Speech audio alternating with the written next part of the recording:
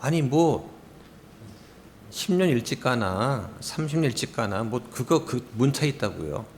그죠? 길어야 몇십 년 차이인데, 근데 그 뒤에 펼쳐질 영광의 세계에서 우리가 어떤 보상받는가, 그죠? 그 보상 때문에 오늘 이 얘기하는 거예요. 보상 때문에. 그 보상이 얼마나 중요한가. 그래서 우리 보통 생각할 때 구원과 보상은 다른 거예요. 일단 그걸 생각하셔야 됩니다. 구원과 보상은 다른 거다. 예, 이거를 혼동하면요, 여러분들 오늘 어려워집니다. 그래서 오늘 시작할 때 구원과 보상은 다른 거구나. 일단 여기부터 시작을 하시면 좋겠습니다. 자, 오늘은 성장을 위한 첫걸음 시리즈 14번째입니다. 오늘 제목은 그리스도인의 보상에 관하여 함께 공부해 보도록 하겠습니다. 자, 먼저 성경 말씀 한번 보겠습니다. 고린도 전서 2장 9절을 볼까요? 그러나 이것은 기록된 바 하느님께서 자신을 사랑하는 자들을 위해 예비하신 것들은 눈이 보지 못하고 있고 귀가 듣지 못하였으며 사람의 마음 속에 들어가지도 못하였도다 한가 같으니라. 자, 여기서 지금 바울이 이사야서 64장 4절을 언급하고 있습니다. 자, 이 고린도 교회에 보낸 이 서신에 따르면 바울은 성경 속에 숨겨져 있는 하나님의 지혜의 신비와 영적인 진리에 대해서 지금 말하고 있는데, 앞으로 우리가 받게 될 하늘의 상속을 생각해 볼 때 성경은 뭐라고 하느냐? 본 적도 들은 적도 상상해 본 적도 없을 만큼 대단하다는 거예요. 예, 대단하다. 예, 얼마나 대단하느냐? 예, 오늘 아침에 봤듯이 베드로가 변화산에서 그 영광스러운 예수님 모습 보고 너무나 좋아서 여기서 장막 짓고 삽시다 했던 정도로 너무나 좋았던 거예요. 자, 미래에 받게 될 상속은 우리가 구원받은 다음에 주님의 인도하심에 순종해서 성실하게 성취했던 그 일에 따라서 받게 되는 그 보상의 근거에서 결정이 되는 겁니다. 자, 근데 우리가 왜 보상이라는 말을 쓸까? 주님을 위해서 수고한 대가로 하나님께서 주시는 것이기 때문에 보상이라고 하는 겁니다. 자, 기억하셔야 됩니다. 구원은 은혜로 믿음을 통해 거저 얻는 거예요. 예, 그런데 보상은 그렇지 않습니다. 보상은 우리가 수고한 대가로 얻는 것입니다. 이거를 잘 구분하시면 좋겠습니다. 성경은 보상이 있다고 분명히 말씀하십니다. 그래서 성경에 보면 제가 한번 찾아보니까 이런 말씀이 있습니다. 심는 자와 물 주는 자는 하나이고 저마다 자기 수고에 따라 자기 보상을 받는다 하는 말씀이 있고, 또 너희가 상속 유업의 보상을 주께 받을 줄 아나니 너희는 주 그리스도를 섬긴다 하는 말씀도 있고, 또 계시록 보니까 내가 속히 가리니 내가 줄 보상이 내게 있어 각 사람에게 그가 행할 행위대로 주리라.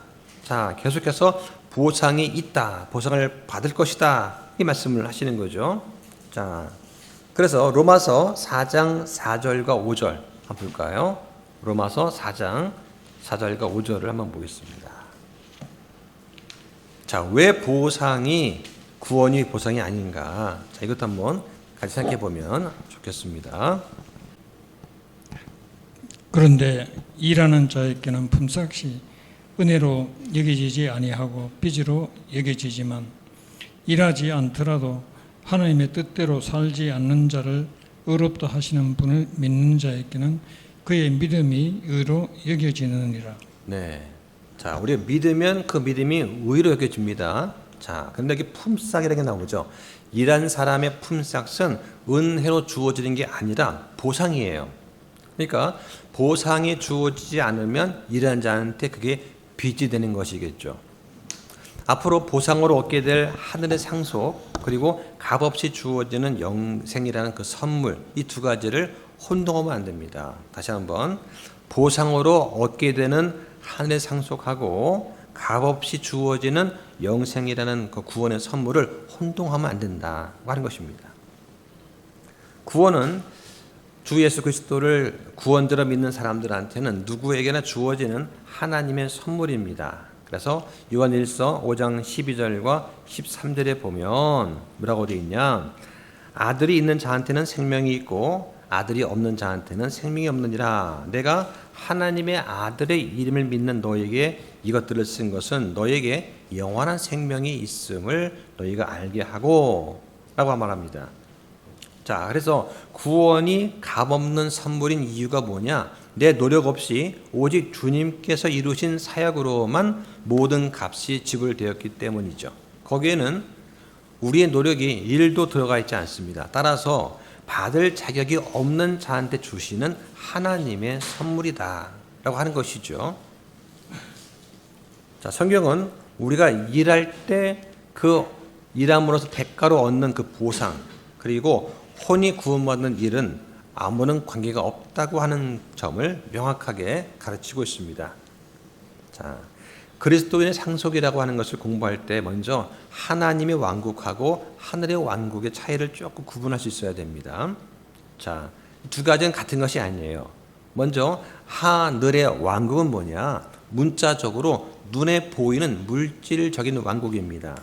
그리스도께서 왕으로서 문자적으로 보좌 위에 앉으셔서 이 땅 위에서 다스리실 실제적인 왕국이 하늘의 왕국입니다. 이 왕국이 1000년간 지속이 되는 것입니다. 자, 그러면 하나님의 왕국은 뭐냐? 이것은 영적인 것이고 눈에 보이지 않고 의의 왕국이에요. 그러니까 우리는 다시 태어남, 거듭남으로써 이 왕국에 참여하고 또 그리스도를 우리의 구원자로 영접할 때 그렇게 됩니다. 이 영적인 왕국은 눈에 보이지 않습니다.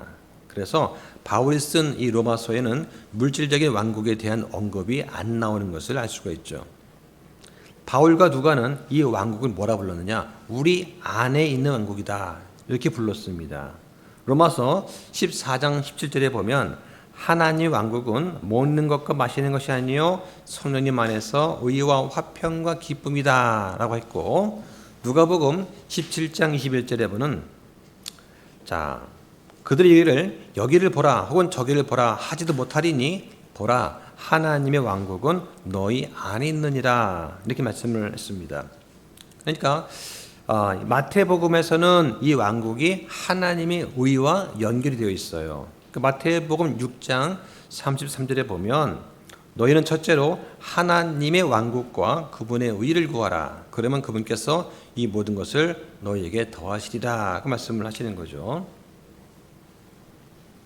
그리스도께서 믿는 사람들이 영적인 출생을 통해서 영적인 왕국으로 들어갈 때 그때 이들한테 하나님의 의를 전가해 주십니다.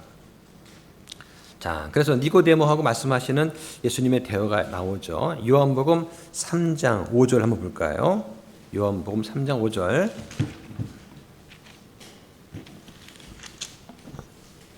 예수님께서 대답하시되 진실로 진실로 내가 네게 이르노니 사람이 물과 성령에게서 태어나지 아니하면 하나님의 왕국에 들어갈 수 없느니라. 자, 그래서 영적인 출생을 하게 되면 우리에게 어떤 일이 일어나는가? 성령님께서 우리를 그리스도의 몸 안으로 밀어넣습니다. 그리고 우리를 그리스도 안에서 하늘의 처소에 앉히시는 거예요. 그러니까 우리의 신분과 우리 위치는 예수님과 함께 셋째 하늘에 앉아 있는 것입니다. 자, 이런 일들이 우리가 속해 있는 영적인 왕국과 연관이 되어 있는 것입니다. 우리는 그 속에 속해 있지만 지금 현재는 이거를 볼 수가 없는 것입니다. 다만 영적으로 우리가 그 나라에 들어가는 것을 알 수는 있는 것이죠. 나중에 그리스도께서 이 땅을 다스리기 위해서 재림하실 때 하나님의 그 왕국이 문자적이고 눈에 보이는 물리적인 왕국으로 나타나게 될 것입니다. 자, 그런데 요한복음 3장 3절에 보면은 하나님의 왕국을 본다고 하고 3장 5절에는 왕국에 들어간다라고 말을 합니다. 보는다고 하고 또 어디는 들어간다고 하는 것이죠. 영적으로는 우린 거듭날 때 하나님의 왕국에 들어갑니다. 그렇죠? 나중에 주님께서 재림하실 때 이 천국과 하나님 왕국은 지상에서 우리가 볼 수 있는 물질적인 왕국, 즉 천년 왕국으로 땅 위에 나타나게 되죠. 자, 그때 우리가 보게 되는 것입니다. 그러니까 영생은 현재 우리가 소유하고 있는 것입니다. 그렇죠? 근데 상속은 앞으로 미래에 우리가 소유하게 될 것입니다. 언제냐? 우리 몸이 영광스러운 새 몸을 입을 때 그때 받게 되는 거예요. 지금은 받을 수가 없는 것이죠. 자, 한번 보겠습니다. 고린도전서 15장 50절 한번 볼까요? 형제들아 이제 내가 이것을 말하노라 즉 살과 피는 하나님의 왕국을 상속받을 수 없으며 썩는 것은 썩지 않는 것을 상속받지 못하느니라. 네. 자, 여기 보니까 살과 피는 하나님의 왕국을 상속받을 수 없다라고 되어 있습니다. 그런데 현재 우리는 어떻습니까? 하나님의 왕국을 상속받을 수 없는 살과 피 안에 갇혀 있죠. 우리가 지금 그렇죠? 갖고 있습니다. 몸 안에 갇혀 있어요. 그런데 주님께서 문자적으로 이 땅에 지상의 왕국을 세우실 때 우리는 어떻게 됩니까? 주님과 같은 피가 없는 영광스러운 새 몸을 입게 되는 것입니다. 자, 이 말씀하고 누가복음을 한번 비교해 보겠습니다. 누가복음 24장 39절 한번 볼까요? 내 손과 내 발을 보고 바로 나인 줄 알라. 나를 만지고 또 보라. 영은 살과 뼈가 없지만 너희가 보는 바와 같이 나는 있느니라 하시니라. 자, 앞에서 고린도전서 15장 50절에서는 분명히 살과 피는 영적인 하나님 왕국을 상속받을 수 없다고 말합니다. 그런데 누가복음 24장 39절에서는 주님께서 부활하신 살과 뼈를 가지고 계신다라고 말을 하는 것이죠. 그러니까 살과 뼈는 왕국에 들어갈 수가 있는 거예요. 자, 그런데 피는 못 들어갑니다. 자, 부활하고 휴거할 때 이 살과 뼈는 어떤 살과 뼈냐? 생전에 그 살과 뼈가 아니에요. 썩을 수 있는 그런 살아있을 때의 살과 뼈가 아니라 피가 필요가 없는 썩지 않는 영광스러운 몸으로 변화된 후에 그 살과 뼈입니다. 예, 이걸 구분을 하셔야 되겠죠. 자, 그래서 영광스러운 새 몸을 입기 전에는 상속을 받을 수 없다는 것이 더 분명해집니다. 자, 그러면 하늘의 상속이라는 게 뭐냐? 이 상속은 무엇으로 구성이 되어 있는가 하는 것입니다. 믿는 사람한테는 상속의 두 가지 측면이 있습니다. 하나는 뭐냐? 이미 확정되어 있고 불변한 그런 상속이 있어요. 또 하나는 우리의 행실에 따라서 얻을 수 있는 가변적인 것, 이 두 가지가 있습니다. 자, 먼저 확정된 게 뭐냐? 이 확정된 것은 하늘에 지금 준비되어 있습니다. 영원히 안전하고 절대로 잃어버리지 않는 게 있어요. 한번 보겠습니다. 에베소서 1장 11절 보겠습니다. 에베소서 1장 11절. 모든 것이 자신이 뜻하신 계획대로 이루시는 분의 목적에 따라 우리가 예정되어 또한 그리스도 안에서 상속 유업을 얻었으니. 자, 반복하지만 우리가 예정되었다 할 때 그 예정이 뭐냐? 문맥을 보면 구원받은 사람이 그리스도 안에서 상속 유업을 받도록 예정되어 있다라는 뜻입니다. 예정은 그걸 다 기억하셔야 됩니다. 자, 또 보겠습니다. 베드로전서 1장 3절부터 5절까지 보겠습니다. 하나님 곧 우리 주 예수 그리스도의 아버지를 찬송할지어다. 그분께서 자신의 풍성하신 국률에 따라 죽은 자들로부터 예수 그리스도를 부활하게 하심으로 우리를 다시 낳으사 산 소망에 이르게 하셨고 너희를 위해 하늘에 마련된 썩지 않고 더럽지 않으며 사라지지 아니하는 상속 유업을 받게 하셨나니 너희는 마지막 때에 드러날 준비가 되어 있는 구원에 이르도록 믿음을 통해 하나님의 권능으로 보호받고 있느니라. 자, 확정된 것은 하늘에 준비되어 있는 것이고 영원히 안전하고 절대로 잃어버리지 않는 것입니다. 그렇죠? 자, 그런데 그럼 우리를 위해서 하늘에 예비되어 있는 상속에는 뭐가 있느냐? 확실한 것이 두 가지가 있어요. 첫 번째는 뭐냐? 영광스러운 몸이 있고 또 하나는 하늘에 있는 처소가 있습니다. 자, 영광스러운 몸에 대해서 한번 보겠습니다. 빌립보서 3장 20절과 21절 또 보겠습니다. 우리의 생활 양식은 하늘에 있으며 또한 거기로부터 오실 구원자 주 예수 그리스도를 우리가 기다리고 있는데 그분께서는 참으로 모든 것을 자기에게 복종시킬 수 있는 능력을 써서 그 능력대로 우리의 천한 몸을 변화시켜 자신의 영광스러운 몸과 같게 만드시리라. 자, 영광스러운 몸. 자, 하늘에 예비되어 있는 확실한 것 한 가지 뭐냐? 영광스러운 몸이에요. 자, 또 보겠습니다. 요한 1서 3장 2절도 볼까요? 사랑하는 자들아, 이제 우리는 하나님의 아들이니라. 우리가 앞으로 어떻게 될지는 아직 나타나지 아니하였으나 그분께서 나타나시면 우리가 그분과 같게 될 줄 아노니 이는 우리가 그분을 그분께서 계신 그대로 볼 것이기 때문이라. 예, 영광스러운 몸입니다. 영광스러운 몸이 확실하게 예비되어 있어요. 네, 그러니까 우리가 부활, 휴거할 때 이 영광스러운 몸을 예배해 주셨다가 주신다고 하신 겁니다. 자, 또 한 가지는 하늘에 있는 집, 처소입니다. 요한복음 14장 1절부터 3절까지 보겠습니다. 너희는 마음에 근심하지 말라. 하나님을 믿고 또한 나를 믿으라. 내 아버지 집에 거할 곳이 많도다. 그렇지 않으면 내가 너희에게 말해 주었으리라. 내가 너희를 위해 처소를 예비하러 가노니 가서 너희를 위해 처소를 예비하면 내가 다시 와서 너희를 내게로 되받아들여 내가 있는 곳 거기에 너희도 있게 하리라. 자, 여기 보니까 처소를 예비하신다 말씀을 하십니다. 자, 그래서 여기 있는 처소는 요한계시록 21장에 또 보면은 하늘에서 내려오게 될 새 예루살렘도 관련되어 있습니다. 그래서 성도들이 앞으로 살게 될 새 집, 새 도시, 이것이 새 예루살렘이 되겠죠. 자, 이렇게 확실하게 예비되어 있는 것이 있고, 자, 또 한 측면은 뭐냐? 우리의 행실에 따라서 얻을 수 있는 가변적이고 다양한 상속이 있습니다. 자, 이제 말하려고 하는 것은 뭐냐면 앞으로 얻게 되는 거예요. 예, 지금까지는 이미 예비되어 있는 것을 말했고 이제부터는 앞으로 얻게 될 것입니다. 이 땅에서는 우리가 받게 될 상속에 대해서 확실히 알지 못합니다. 그 날이 되어야 우리가 받게 될 다양한 상속에 대해서 알 수가 있게 되는데 그 영광스러운 날을 우리가 기다리면서 살고 있는 것이죠.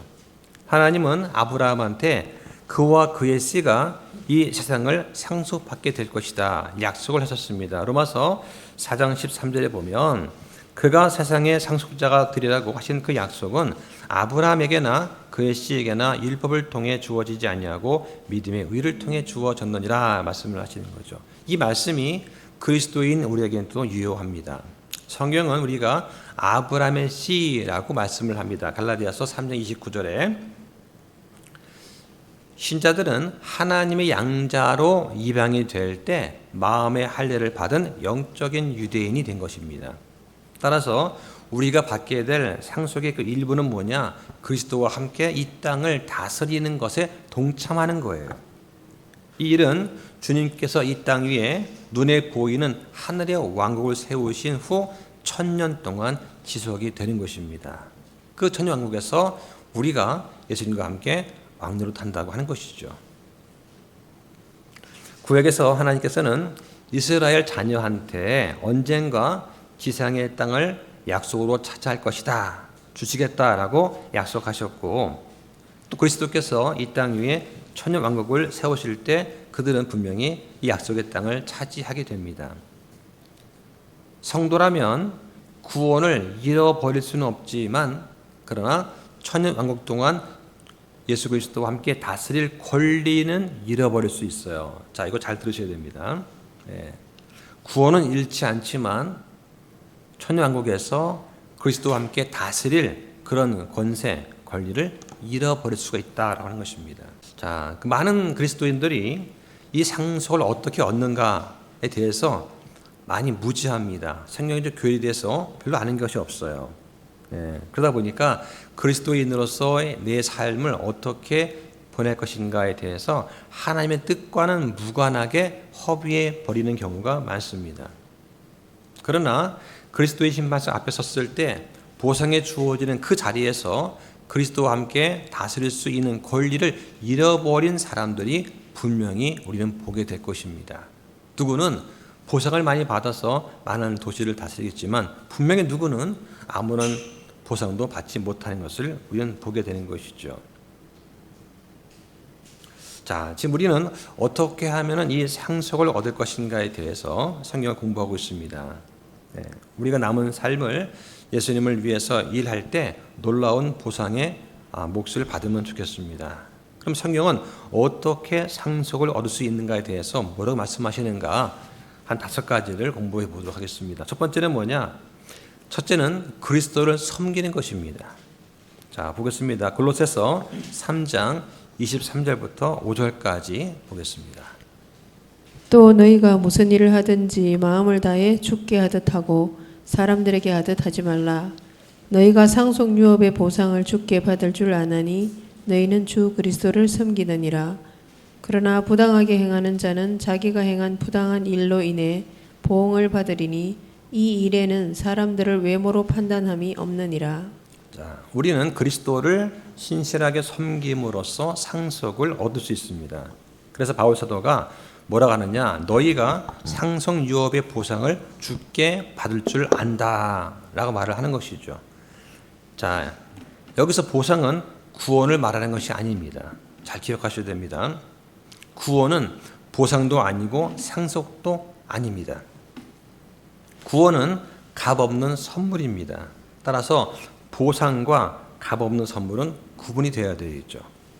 보상은 잃어버릴 수 있지만 구원은 잃어버릴 수가 없습니다. 자, 이 보니까 마음을 다해 주께 하듯 하고 사람들에게 하듯 하지 말라고 하십니다. 그러니까 사람의 칭찬이나 인정받기 위해서 행해진 일들은 헛된 것이라고 하는 것입니다. 아무런 보상도 없는 것이죠. 우리가 하는 모든 일에서 주를 높이고 주를 영화롭게 해야지 내가 그 영광을 받아서는 안 되는 것입니다. 믿는 사람들이 자기의 몸으로 행한 모든 일에 대해서 그리스도의 심판석에서 보상을 받을 것이다. 성경은 이렇게 말씀을 합니다. 그리고 이 받을 보상은 하늘에 쌓아둘 수도 있고 잃어버릴 수도 있다는 점을 우리는 분명히 볼 수가 있는데요. 한번 보겠습니다. 고린도전서 3장 11절부터 15절까지 한번 보겠습니다. 아무도 이미 놓인 기초 위에 다른 기초들을 놓을 수 없나니 이 기초는 예수 그리스도시니라. 그런데 어떤 사람이 이 기초 위에 금이나 은이나 보석이나 나무나 건초나 짚을 세우면 각 사람의 일이 드러나리라. 그 날이 그것을 밝히 드러내리니 이는 그것이 불에 의해 드러나며 그 불이 각 사람의 일이 어떤 종류인지 그것을 시험할 것이기 때문이라. 어떤 사람이 그 기초 위에 세운 일이 남아있으면 그는 보상을 받을 것이요 어떤 사람의 일에 불타면 그는 보상의 손실을 당하리라. 그러나 그 자신은 구원을 받되 불에 의해 받은 것 같이 받으리라. 구원을 받되 불에 의해 받는 것 같이 받으리라. 자, 바울 사도가 불이 모든 사람의 행위를 시험할 것이라고 말을 합니다. 기억할 것은 얼마나 많은 일을 했느냐가 아니라 어떤 종류의 일을 했는가를 시험한다고 하는 것입니다. 하나님은 양이 아니라 질을 보시는 거예요. 이것이 주님을 위해서 일을 할 때 마음을 다해 주께 하듯 해야 하는 이유입니다. 여기서는 불타게 된 게 뭐냐? 헛된 일입니다. 사람이 아니라 헛된 일을 할 때 그것이 불탄다 하는 것이죠. 그러니까 신실하게 주님을 위해서 했던 그 일들은 금과 은과 보석들로 쌓이겠지만 나무나 집 건초는 뭘 말하냐? 육신의 욕망에 따라 행한 죽은 일들이에요. 겉으로는 주를 위해 합니다 했지만 사실은 자기의 욕망과 자기의 명예와 육신의 정욕과 안목의 정욕과 인생 자랑을 위해서 했다면 남들 보기에 그거 정말 주를 위한 것이겠구나 착각할 수 있지만 하나님은 아신다고 하는 것이죠. 그런 것들은 불타 없어진다고 하는 것입니다. 시험하는 불이 우리가 행한 일들을 태울 때 나무와 집 건초, 즉 나를 위해서 한 그것들은 완전히 태워버려진다 하는 것입니다. 오직 금과 은과 보석들처럼 주를 위해서 행한 일들, 주를 높인 것들, 내가 주의 영광을 가로채지 않은 것들만 남게 된다고 하는 것을 기억하면 좋겠습니다. 자, 두 번째 방법은 뭐냐? 그리스도의 고난에 동참하는 것입니다. 우리가 왜 그리스도의 고난에 동참하는 그것을 감내할 수 있느냐? 분명히 말씀하시는 보상이 있기 때문에 우리가 또 참을 수 있는 것이죠. 자, 바울의 말을 보겠습니다. 로마서 8장 16절부터 18절까지 보겠습니다. 성령께서 친히 우리의 영과 더불어 우리가 하나님의 자녀인 것을 증언하시나니 자녀이면 또한 상속자 곧 하나님의 상속자요 그리스도와 함께하는 공동 상속자인데 우리가 그분과 함께 영광을 받기 위해 고난도 함께 당하면 그러하니라. 내가 생각하건대 이 현 시대의 고난들은 앞으로 우리 안에 나타날 영광과 좋게 비교될 수 없도다. 자, 현 시대의 고난은 앞으로 우리 안에 나타날 영광과 비교될 수가 없다. 이것을 볼 때 우리가 고난을 참을 수가 있는 것입니다. 예. 앞으로 우리 안에 나타날 영광, 보상 이걸 생각하니까 좀만 참으면 돼. 고지가 저 앞인데 여기서 무너질 수는 없어 라고 할 수 있는 것은 그런 거란 얘기죠. 예. 자, 여기 17절에서 자녀는 곧 상속자다라고 하고 합니다. 예. 자, 만약에 돈이 많은 사람이 이제 마지막 유언을 한번 한다고 한번 가정해 보겠습니다. 그럼 그 사람은 마음먹기에 따라서 자기의 유언장에서 자기의 자녀들을 제외할 수도 있고 몫을 나눠주지 않을 수도 있습니다. 예. 그러니까 우리나라 법과 좀 미국은 다를 수가 있겠는데요. 유서에다가 내 모든 재산을 누구에게 준다라고 명시를 하게 되면 우리나라 법은 아마 법적으로 이렇게 나누어지게 되어 있을 것입니다. 그렇죠? 근데 뭐 미국은 안 그런 것 같아요. 내가 누구한테 주겠다. 그러면 가는 것 같아요. 그게. 이런 식으로. 자, 그러면 유산을 만약에 주지 않는다고 해서 아들이 그 아들 자격을 상실하느냐? 그건 아니라고 하는 것이죠. 예. 아들이라는 사실을 바꿀 수 있는 것은 아무것도 없기 때문입니다. 그러니까 아버지와 아들의 관계는 출생으로 말미암는 것이기 때문에 하나님과 신자의 관계도 마찬가지라고 하는 것입니다. 일단 믿음으로 하나님의 가족으로 태어난 이상 우리는 하나님의 아들들입니다. 예, 그러니까 우리가 죄를 지었다고 해서 이 관계가 깨어지지는 않는 거예요. 하나님은 우리가 받을 상속을 부인할 수는 있습니다. 그런데 하나님은 우리가 그분의 자녀라는 사실을 부정할 수는 없다라고 하는 것입니다. 자, 그래서 이 고난이 뭐냐? 하나님께서 주시는 우리의 상속과 아주 밀접한 관련이 있는 거예요. 바울이 말한 고난은 정신적인 것, 육체적인 고난 다 포함할 수 있을 것입니다. 예, 사전에 보면 고난은 뭐냐? 불편한 것을 참는 것 또는 견뎌내는 것이라고 되어 있습니다. 우리가 그리스도를 섬긴다면 또 경건한 삶을 살기 위해서 최선을 다하는 과정에서 반드시 어떤 일이 있느냐? 박해를 받게 된다. 박해, 핍박을 받는다라고 성경 말씀을 합니다. 보겠습니다. 디모데후서 3장 12절 볼까요? 참으로 그리스도 예수님 안에서 하나님의 뜻대로 살려고 하는 모든 자는 핍박을 받을 것이다.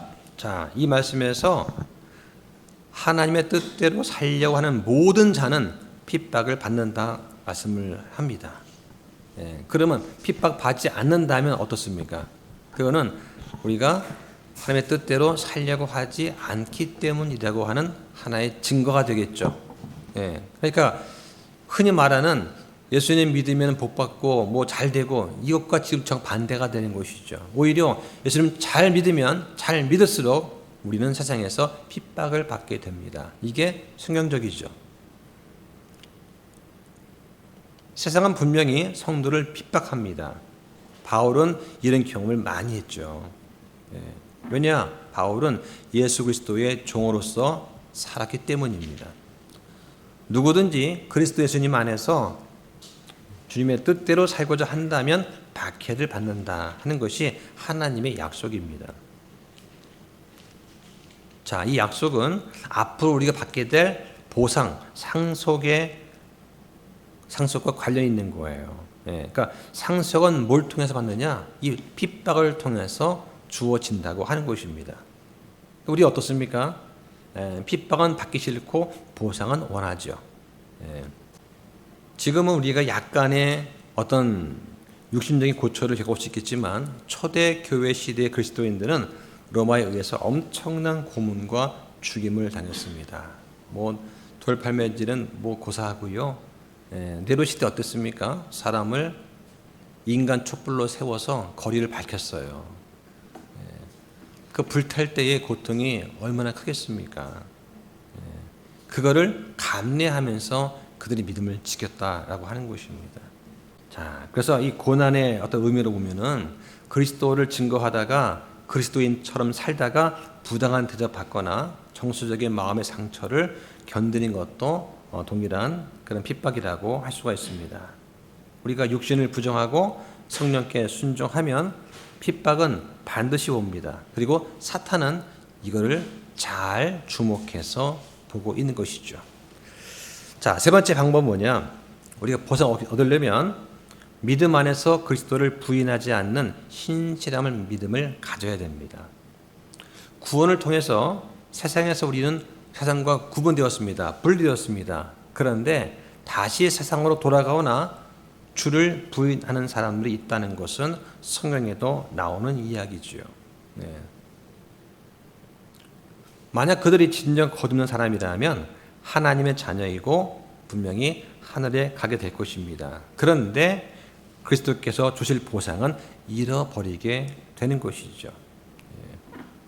예수님 믿겠습니다 하고 믿음 생활 하다가 어떤 세상의 어려움이나 핍박 때문에 전 교회 못 다니겠어요, 부모님 반대하세요 등등등, 또는 뭐 회사에서 뭐 어쩌고저쩌고 해가지고 믿음을 저버리게 되고 교회를 멀리하고 하게 됐을 때, 그때 구원은 잃어버리지 않지만 보상은 잃게 된다고 하는 것이죠.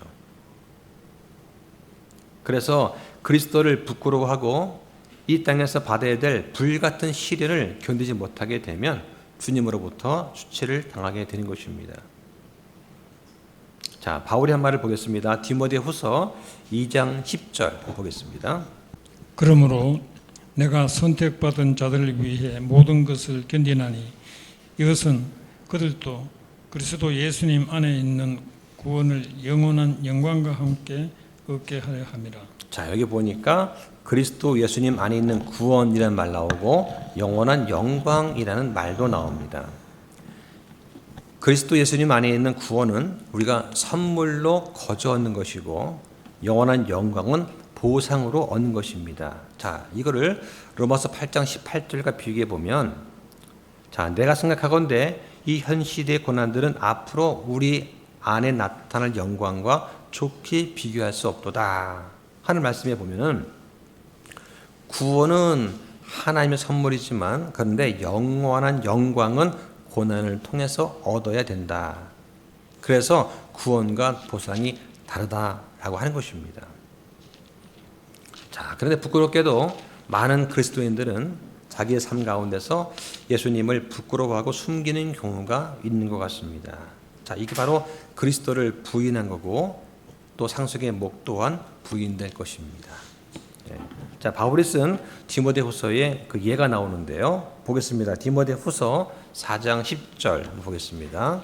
데마는 현재 이 세상을 사랑하여 나를 버리고 데살로니가로 떠났고 그레스게는 갈라디아로, 디도는 달마디아로 갔으며. 네, 자, 데마는 그리스도를 부인하고 세상으로 돌아간 대표적인 본보기가 됩니다. 바울은 이 디모데한테 다른 사람들 또한 믿음에서 떠날 것에 대해서 경고를 하는 것이죠.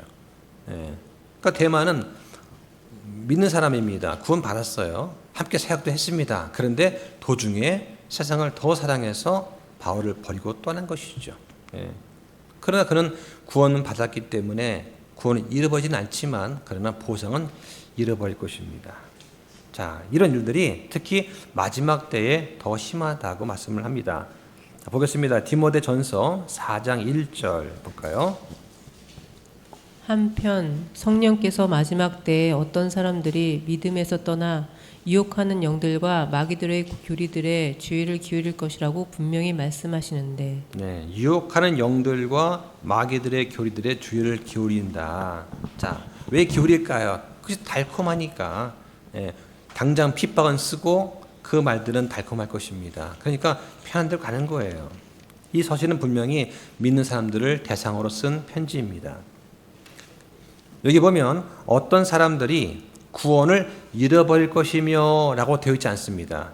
어떤 사람들이 믿음에서 떠나라고 쓰여져 있는 것을 우리는 볼 수가 있는 것이죠. 많은 사람이 그리스도를 부인하고 믿음에서 떠날 것입니다. 그러나 그들의 구원을 잃어버리지는 않습니다. 다만 상속을, 보상을 잃어버리는 것입니다. 자, 또 보겠습니다. 디모데후서 2장 13절 볼까요? 우리가 믿지 아니하여도 그분은 항상 신실하시니 그분은 자신을 부인하실 수 없느니라. 자, 이게 우리한테 주시는 위로의 말씀이 될 것 같습니다. 바울이 그리스도를 부인한 사람들한테 놀라운 믿음의 선언을 합니다. 믿지 않더라도 그분은 신실하시니 자신을 부인하실 수 없다. 이게 성도들의 구원의 영원한 안전 보장에 대해서 강력하게 말씀하시는 구절입니다. 심지어 그리스도인들로서 받게 될 핍박, 고난 이것들을 견뎌내지 않겠다. 나 이거 피하고 싶어요.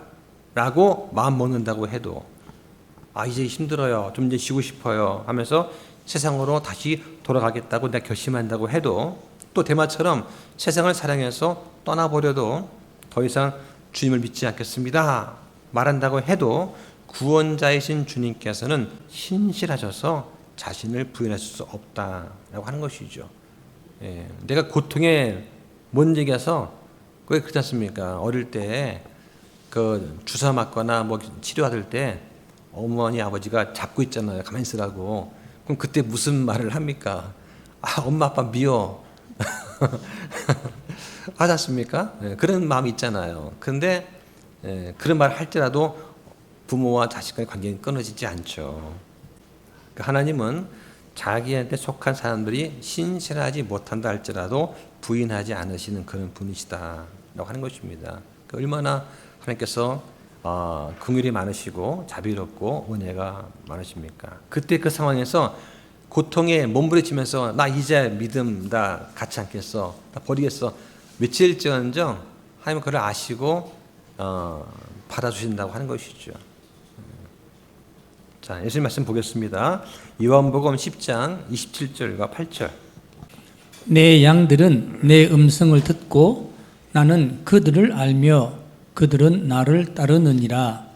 내가 그들에게 영원한 생명을 주노니 그들이 결코 멸망하지 않을 것이요 또 아무도 내 손에서 그들을 빼앗지 못하리라. 자, 영생을 선물로 받은 사람은 결코 멸망하지 않습니다. 우리는 주님의 몸 안에 있습니다. 우리는 주님의 몸 안에 있을 뿐만 아니라 그분의 몸된 교회의 일부입니다. 자, 우리의 구원은 우리 자신이 그리스도께 얼마나 신실했느냐에 달려있는 것이 아닙니다. 우리의 구원은 우리를 향하신 하나님의 신실하심에 근거를 하는 것입니다.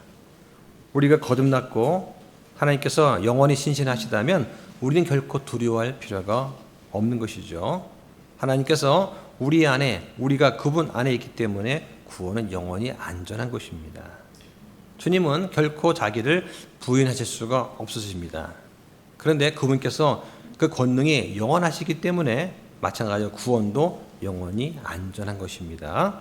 자, 네 번째로 보상을 받기 위한 방법이 뭐냐? 주님과 함께 다스리기 위해서 우리가 정결하고 거룩한 삶을 사는 거예요. 자, 이게 아마 우리한테 가장 현실적이고 또 부딪히는 그런 일일 것입니다. 에베소서 5장 1절부터 5절까지 보겠습니다. 그러므로 너희는 사랑스러운 자녀들로서 하나님을 따르는 자들이 되고 그리스도께서 또한 우리를 사랑하사 우리를 위해 자신을 향기로운 냄새의 헌물과 희생물로 하나님께 드리신 것 같이 사랑 안에서 걸으라. 더욱이 음행과 모든 부정한 것이나 탐욕은 너희 가운데서 한 번이라도 언급하지 말라. 그것이 성도에게 합당하니라. 추잡한 것이나 어리석은 이야기나 희롱하는 말도 적합하지 아니하니 하지 말고 오히려 감사드리는 말을 하라.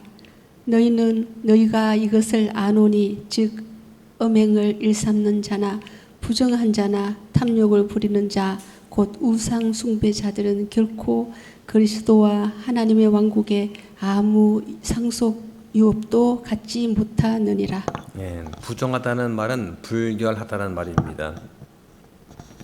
자, 여기 보면은 첫째, 두 번째, 세 번째까지는 조금 추상적이에요. 예, 그 네 번째는 피부로 와닿는 이야기입니다. 여기서 많은 분들이 넘어가지 않을까 싶은데, 새롭게 태어나는 중생을 통해서 하나님 왕국에 들어갑니다. 그런데 천년 왕국에서 상속받으려면 우리가 세상과 분리된 정결하고 거룩한 삶을 살아야 된다. 예. 그럼 어떻게 되느냐? 위에 있는 것들에 우리의 애착을 두고 땅에 있는 것들에 두지 말아야 되는 거예요. 가장 걸림돌이 뭡니까? 탐욕입니다. 탐욕이 뭐냐? 우리가 갖고 있지 않은 것들을 갖고 싶어하는 강력한 욕구가 탐욕입니다. 예.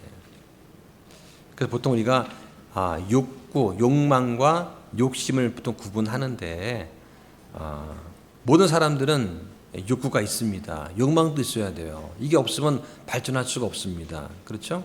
예. 학생들이 내 꿈은 어느 대회를 가기 위해서 내가 지금 모든 걸 참고 인내하고 준비하는 거, 이건 욕망입니다. 그렇죠? 욕구이고. 그런데 욕심은 뭐냐? 욕심은 다른 것이죠. 내 것이 아닌 것을 뺏는 것이죠. 예.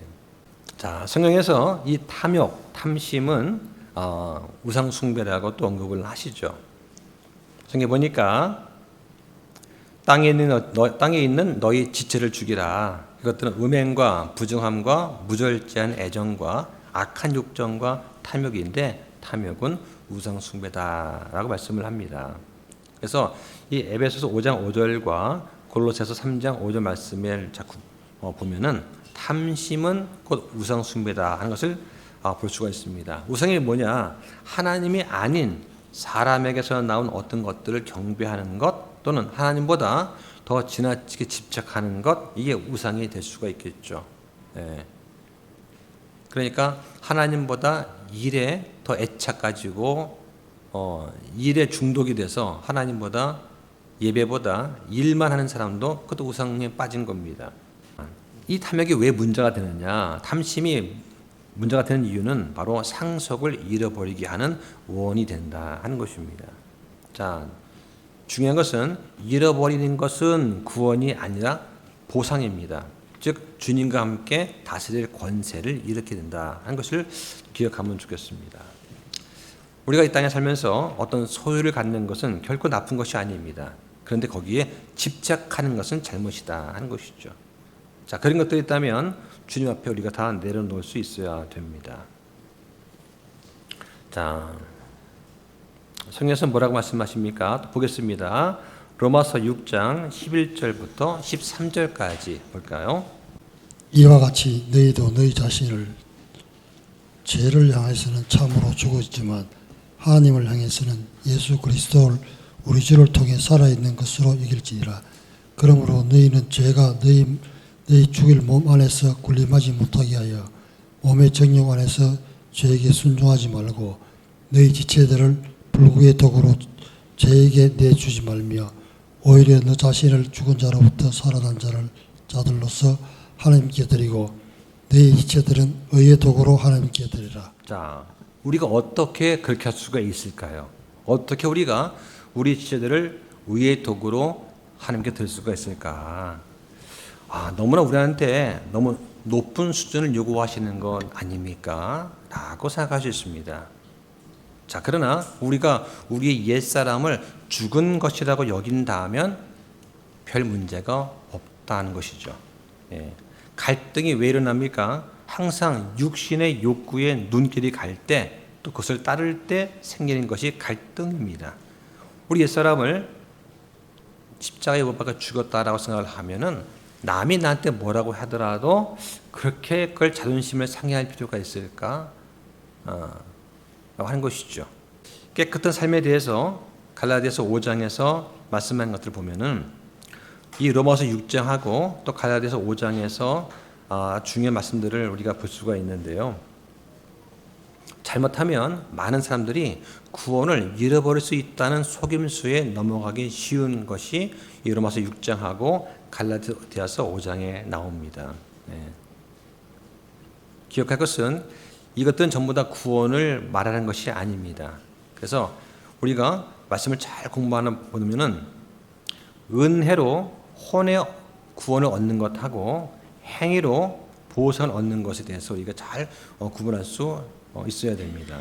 그래야만 우리가 구원의 확신을 가질 수가 있고 또 거짓 교사들이 퍼뜨리는 그런 혼란에 빠지지 않을 수가 있는 것이죠. 한번 보겠습니다. 갈라디아서 5장 19절부터 21절까지 보겠습니다.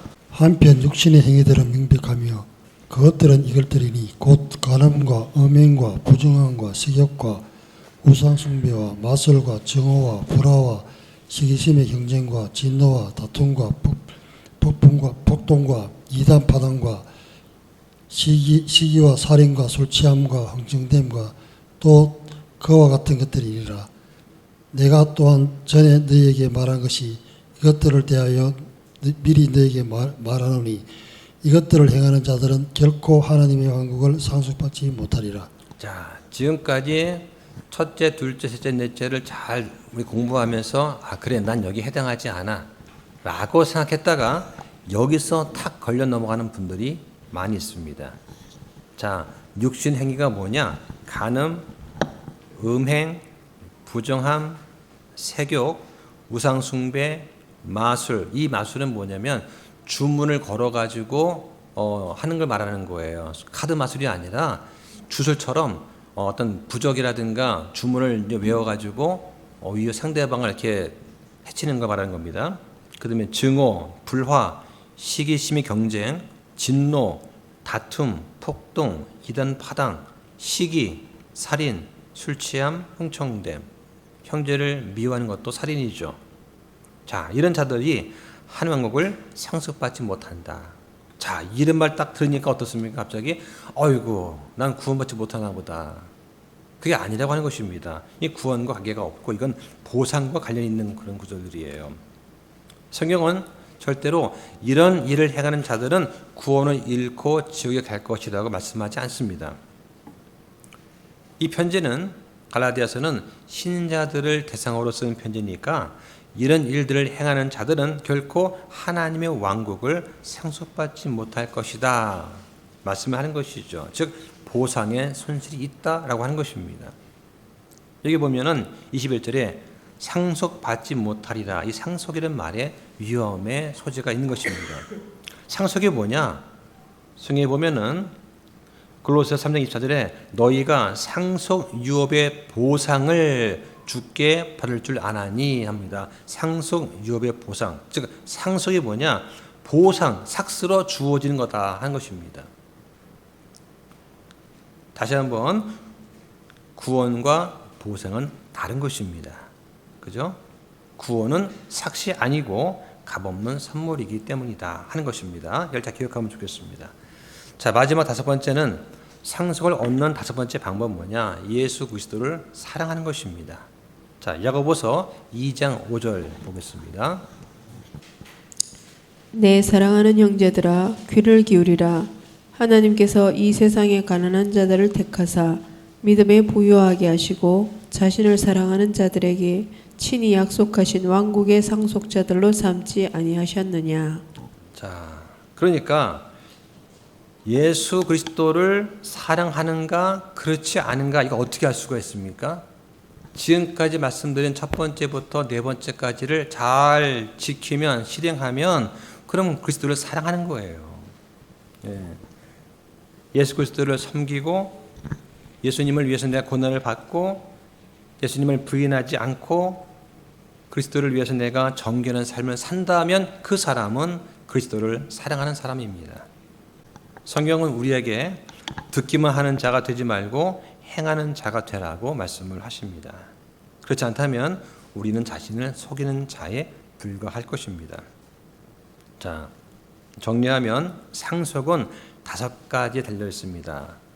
그리스도를 섬기고 그리스도를 위해서 고난을 받고 그리스도를 부인하지 않고 그리스도를 위한 내가 정결한 삶을 살고 그리고 이걸 통해서 그리스도를 사랑하는 것. 자, 이런 사람은 분명히 보상의 약속이 확실할 것입니다. 자, 오늘 여기까지 하고 다음 시간에는 성도가 받는 심판에 대해서 공부하도록 하겠습니다. 자, 기도하겠습니다.